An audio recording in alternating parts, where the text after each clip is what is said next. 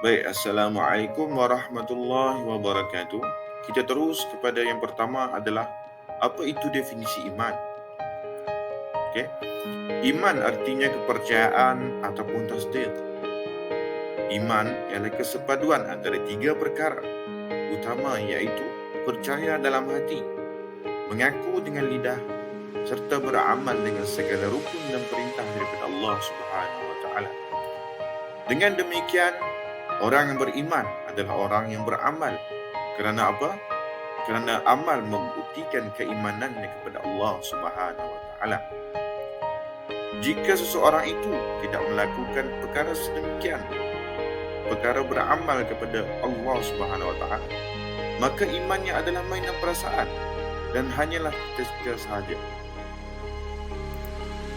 Baik, yang seterusnya adalah kalau kita ingin fahami maksud iman dengan mudah, maka telitilah kata-kata mutiara yang telah diungkapkan oleh Imam Al-Hasan Al-Basri radhiyallahu anhu yang bermaksud, kita boleh lihat di kota hijau, bukanlah iman itu dengan perhiasan dan cita-cita, akan tetapi iman itu ialah apa yang teguh dalam hati dan dibenarkan oleh amal.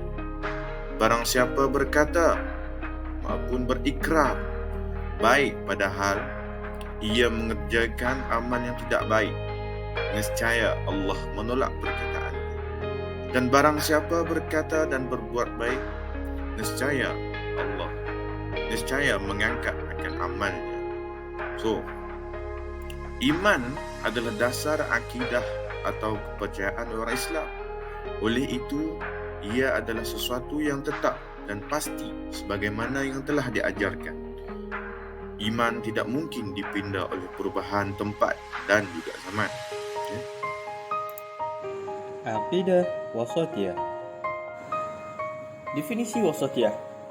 Wasatiyah dari sudut bahasa merupakan masdar ataupun kata terbitan dari perkataan al-wasat.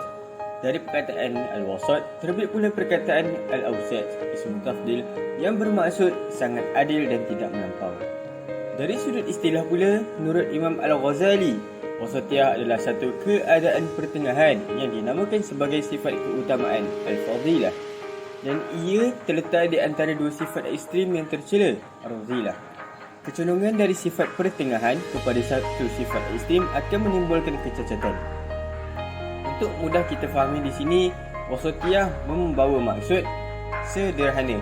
Maknanya kita bersederhana dalam akidah kita. Kita tidak terlalu taksub maupun kita tidak boleh terlalu mengambil remeh.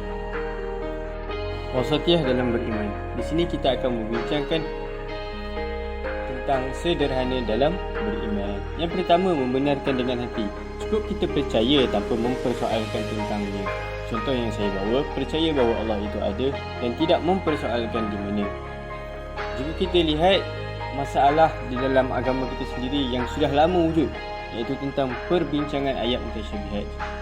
Daripada perbincangan ayat mutasyabihat ini juga timbul kata pelbagai pendapat sehingga wujudnya ajaran-ajaran sesat. Jika kita benar percaya, tidak perlulah kita mempersoalkan bahawa kita tahu Allah itu Maha Esa dan Maha Berkuasa. Yang kedua, wasatiyah dalam beribadah. Terdapat satu kisah, iaitu Rasulullah SAW menyatakan kepada Abdullah bin Amr ketika beliau terlalu melampau dalam beribadat. Lalu baginda bersabda kepadanya, sesungguhnya bagi badan kamu ada hak ke atas kamu, bagi mata kamu ada hak ke atas kamu, bagi keluarga kamu ada hak ke atas kamu, dan bagi pelawat rumahmu ada hak ke atas kamu. Dari sabda Rasulullah SAW dapat kita fahami bahawa kita tidak perlulah terlalu melampau dalam beribadah sehingga kita terlupa tentang kesihatan diri kita. Diri kita juga memerlukan rehat. Jika kita tidak sihat, bagaimana kita hendak beribadah kepada Allah? Betul? Jadi kita perlulah wasatiyah dalam beribadah.